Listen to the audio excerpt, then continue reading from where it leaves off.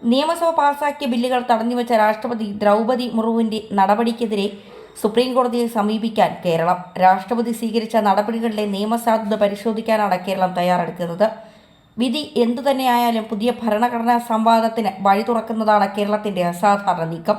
സർവകലാശാലകളിൽ ഗവർണറുടെ അധികാരം വെട്ടിക്കുന്ന യൂണിവേഴ്സിറ്റി ബില്ലടക്കം സുപ്രധാന ബില്ലുകളാണ് രാഷ്ട്രപതി തടഞ്ഞുവച്ചിരിക്കുന്നത്. നിയമസഭ പാസാക്കി ഗവർണറുടെ അംഗീകാരത്തിനയച്ച ബില്ലുകൾ ദീർഘനാളായി രാജ്ഭവൻ തടഞ്ഞുവച്ചിരുന്നു. ഇതിനെതിരെ കേരള സുപ്രീം കോടതിയെ സമീപിച്ചപ്പോഴാണ് 2023 നവംബറിൽ 7 ബില്ലുകൾ ഗവർണർ രാഷ്ട്രപതിയുടെ പരിഗണനയ്ക്ക് അയച്ചത്. സർവകലാശാല ട്രിബ്യൂണൽ നിയമം സംബന്ധിച്ച 2 ബില്ലുകൾ, ഗവർണറെ സർവകലാശാലയുടെ ചാൻസലർ സ്ഥാനത്ത് നിന്ന് മാറ്റുന്ന 2 ബില്ലുകൾ, വൈസ് ചാൻസലർ നിയമനത്തിനുള്ള തിരഞ്ഞെടുപ്പ് സമിതി സംബന്ധിച്ച ബിൽ, ലോകായുക്ത നിയമ ഭേദഗതി ബിൽ, സഹകരണ നിയമ ഭേദഗതി ബിൽ എന്നിവയാണ് രാഷ്ട്രപതിയുടെ അംഗീകാരത്തിനായി അയച്ചത്. ഇതിൽ ലോകത്തെ നിയമ ഭേദഗതിക്ക് മാത്രമാണ് രാഷ്ട്രപതി അംഗീകാരം നൽകിയത്.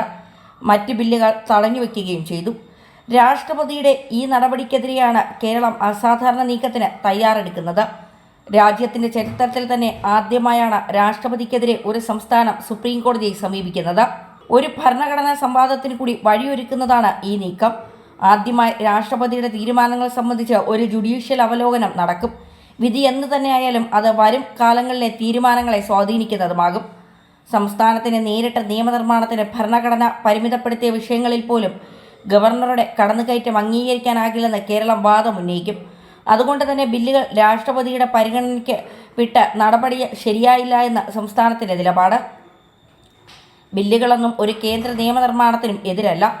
രാഷ്ട്രപതിയുടെ മുൻകൂർ അനുമതി ആവശ്യമുള്ള പ്രത്യേക വിഭാഗങ്ങളിൽ പെടുന്നവയുമല്ല ബില്ലുകളെന്ന നിയമോപദേശത്തിന്റെ അടിസ്ഥാനത്തിലാണ് സംസ്ഥാനം ഇത്തരമൊരു തീരുമാനം എടുത്തിരിക്കുന്നത്.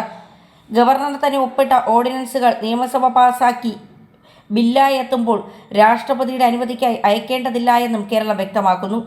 രാഷ്ട്രപതി അനുമതി തടഞ്ഞുവെച്ചതിൻ്റെ കാരണങ്ങൾ അറിയില്ല എന്ന് സംസ്ഥാനം ചൂണ്ടിക്കാട്ടും. സുപ്രീം കോടതിയിൽ പുതിയ ഹർജി സമർപ്പിക്കാനോ അതോ നിലവിലുള്ള ഹർജിയുമായി കൂട്ടിച്ചേർക്കണമോ എന്ന കാര്യത്തിൽ സംസ്ഥാനം ഉടൻ തീരുമാനമെടുക്കും. ദ ഹിന്ദു ദിനപത്രത്തിൽ KS സുധിയാണ് കേരളത്തിന്റെ നിർണായക നീക്കം റിപ്പോർട്ട് ചെയ്തിരിക്കുന്നത്. ഭരണഘടനാ പ്രകാരം നിയമനിർമ്മാണത്തിന് സംസ്ഥാനത്തിന് അധികാരം നൽകുന്ന സ്റ്റേറ്റ് പട്ടികയുടെ പരിധിയിൽ വരുന്ന ബില്ലുകൾ ഗവർണർ രാഷ്ട്രപതിക്ക് അയക്കാൻ പാടില്ലായിരുന്നുവെന്ന് കേരളം സുപ്രീം കോടതിയിൽ വാദിക്കും.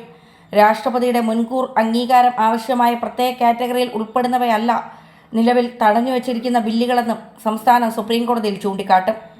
ബില്ലുകളിൽ നടപടിയെടുക്കാൻ ഗവർണർ ആരിഫ് മുഹമ്മദ് ഖാന് നിർദ്ദേശം നൽകണമെന്നാവശ്യപ്പെട്ട് സുപ്രീം കോടതിയെ സമീപിച്ചപ്പോൾ ബില്ലുകൾ രാഷ്ട്രപതി തടഞ്ഞുവെച്ചതിൻ്റെ കാരണം അറിയില്ലായിരുന്നുവെന്നും കോടതി അറിയിക്കും.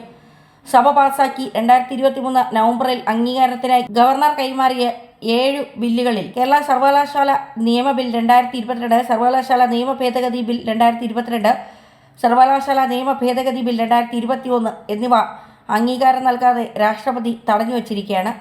അതേസമയം കേരള ലോകായുക്ത ബില്ലിന് രാഷ്ട്രപതി അംഗീകാരം നൽകിയിട്ടുണ്ട്.